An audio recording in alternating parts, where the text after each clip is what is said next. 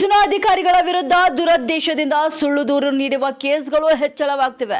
ಯಾದಗಿರಿಯಲ್ಲಿ ವಿವಿಧ ಇಲಾಖೆ ಅಧಿಕಾರಿಗಳ ವಿರುದ್ಧ ಸುಳ್ಳು ದೂರು ನೀಡುವ ಕೇಸ್ಗಳು ಹೆಚ್ಚಳವಾಗ್ತಿವೆ.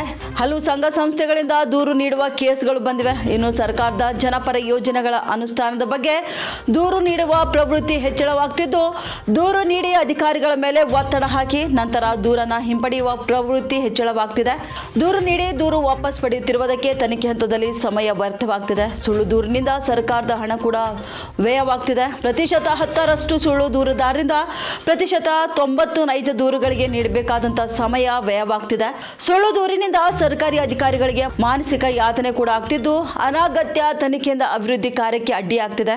ದುರುದ್ದೇಶ ಪೂರಿತವಾಗಿ ದೂರು ನೀಡಿ ದೂರು ವಾಪಸ್ ಪಡೆದವರಿಗೆ ನೋಟಿಸ್ ಜಾರಿ ಮಾಡಲಾಗಿದೆ. ಇನ್ನು 24 ಸಂಘ ಸಂಸ್ಥೆ ಹಾಗೂ ದೂರುದಾರಿಗೆ ಜಿಲ್ಲಾ ಪಂಚಾಯತ್ ಸಿಒ ಅವರಿಂದ ನೋಟಿಸ್ ಕೂಡ ಜಾರಿಯಾಗಿದೆ. ಇನ್ನು ದೂರು ನೀಡಿ ತನಿಖೆ ಹಂತದಲ್ಲಿಯೇ ದೂರು ವಾಪಸ್ ಪಡೆದಿದ್ದಕ್ಕೆ 1,57,475 ರೂಪಾಯಿ ವಸೂಲಾತಿ ನೋಟಿಸ್ ಕೂಡ ಜಾರಿ ಮಾಡಲಾಗಿದೆ. ಇನ್ನು ಇದಕ್ಕೆ ಸಮಾಧಾನಕರ ಉತ್ತರ ಸಲ್ಲಿಸದಿದ್ದಲ್ಲಿ ಕಪ್ಪು ಪಟ್ಟಿಗೆ ಸೇರಿಸಲು ಚಿಂತನೆ ಕೂಡ ನಡೆಸಲಾಗ್ತಿದೆ. ಈ ಒಂದು ಸಮಸ್ಯೆ ಬಗ್ಗೆ ಜಿಲ್ಲಾ ಪಂಚಾಯತ್ ಸಿಒ ಲವೀಶ್ ವರಡಿಯ ಮಾಹಿತಿಯನ್ನು ಹಂಚಿಕೊಂಡಿದ್ದಾರೆ. ವರ್ಷದಲ್ಲಿ 3,000 ದೂರು ಬರ್ತಿವೆ. ದೂರು ಆಧರಿಸಿ ತನಿಖೆ ನಡೆಸಿ ಅಧಿಕಾರಿಗಳ ವಿರುದ್ಧ ಕ್ರಮ ಕೈಗೊಳ್ಳುತ್ತಿದ್ದೇವೆ. ಇನ್ನು ತನಿಖೆ ಹಂತದಲ್ಲಿಯೇ ಹಲವು ದೂರುದಾರರು ದೂರು ವಾಪಸ್ ಪಡೆಯುತ್ತಿದ್ದಾರೆ. ಈಗಾಗಲೇ 24 ದೂರುದಾರಿಗೆ ವಸೂಲಾತಿ ನೋಟಿಸ್ ಕೂಡ ನೀಡಲಾಗಿದೆ.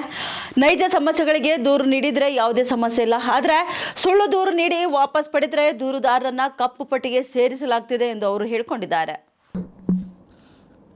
ನಮ್ಮ ಜಿಲ್ಲಾ ಪಂಚಾಯತ್ ಯಾದಗಿರಲ್ಲಿ ನಾವು ಯಾವಾಗಲೂ ಪಬ್ಲಿಕ್ಗೋಸ್ಕರ ನಮ್ಮ doors are open every time for any genuine complaints or grievance redressal.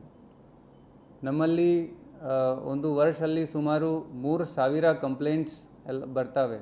ಮತ್ತು ನಾವು ಕಾನೂನುಬದ್ಧ ತರೀಕೆ ಮತ್ತು ಪ್ರೊಸೀಜರ್ ಪ್ರಕಾರ ಎಂಕ್ವೈರಿ ಮಾಡಿ ಆ್ಯಕ್ಷನ್ ಕೂಡ ನಮ್ಮ ಸಿಬ್ಬಂದಿ ಮೇಲೆ, ನಮ್ಮ ಆಫೀಸರ್ಸ್ ಮೇಲೆ ತಗೊಳ್ತಾ ಇದ್ದೀವಿ.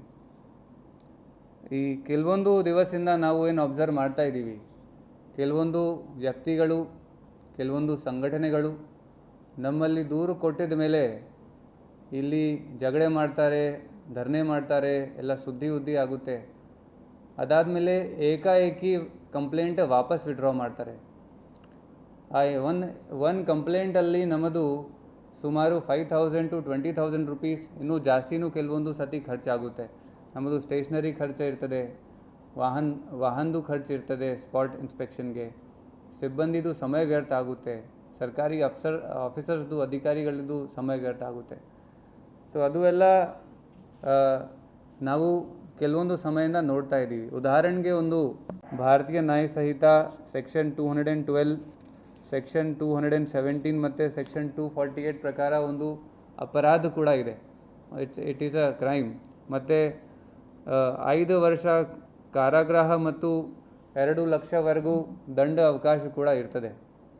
ಜೊತೆಗೆ ಈ ಪಬ್ಲಿಕ್ ಇಂಟ್ರೆಸ್ಟಲ್ಲಿ, ಸಾರ್ವಜನಿಕ ಹಿತದೃಷ್ಟಿಯಲ್ಲಿ ನಾವು ಈ ರಿಪೀಟೆಡ್ ಕಂಪ್ಲೇಂಟ್ಸ್ ಯಾರಿದ್ದಾರೆ ಅವರು ಬಂದು ಸುಮ್ಮನೆ ಕಂಪ್ಲೇಂಟ್ ಕೊಟ್ಟು ವಿಡ್ರಾ ಮಾಡ್ತಾರೆ, ಅವರಿಗೆ ZP ಮತ್ತು ಜಿಲ್ಲಾ ಪಂಚಾಯತ್ದು ಎಲ್ಲ ಅಧೀನ ಡಿಪಾರ್ಟ್ಮೆಂಟ್ಸಿಂದ ಬ್ಲ್ಯಾಕ್ ಲಿಸ್ಟ್ ಮಾಡಲಿಕ್ಕೆ ನಾವು ಮುಂದೆ ಪ್ಲ್ಯಾನ್ ಮಾಡ್ತಾಯಿದ್ದೀವಿ. So that genuine public work should not suffer. ಮತ್ತು ಜೆನ್ಯೂನ್ ಕಂಪ್ಲೇಂಟ್ಸ್ ಯಾರು ಇರ್ತಾರೆ ಅವರದು ಕೆಲಸ ಬೇಗ ಆಗಬೇಕು. ಅದೇ ಉದ್ದೇಶದಿಂದ ಈ ಸ್ಟೆಪ್ ತಗೊಂಡಿದ್ದೀವಿ. ಮುಂದೆ ಕೂಡ ಎಲ್ಲ ಪಬ್ಲಿಕ್ಗೆ ಎಲ್ಲರಿಗೆ ಆಶ್ವಾಸನೆ ಕೊಡ್ತಾ ಇದ್ದೀವಿ. ನಿಮ್ಮದು ಜೆನ್ಯೂನ್ ಕಂಪ್ಲೇಂಟ್ ಇದ್ದರೆ, ಜೆನ್ಯೂನ್ ಪ್ರಾಬ್ಲಮ್ ಇದ್ದರೆ ಯಾವಾಗಲೂ ZPಗೆ ಬನ್ನಿ, ನಿಮ್ಮದು ನಮಗೆ ಕೊಡಿ, ಕಂಪ್ಲೇಂಟ್ ಕೊಡಿ, ನಾವು ಇಮಿಡಿಯೇಟ್ ಅಟೆಂಡ್ ಮಾಡಿಸ್ತೀವಿ. ಓನ್ಲಿ ಇದು ಸುಳ್ಳು ಕಂಪ್ಲೇಂಟ್, ಬೇರೆ ಉದ್ದೇಶದಿಂದ ಕಂಪ್ಲೇಂಟ್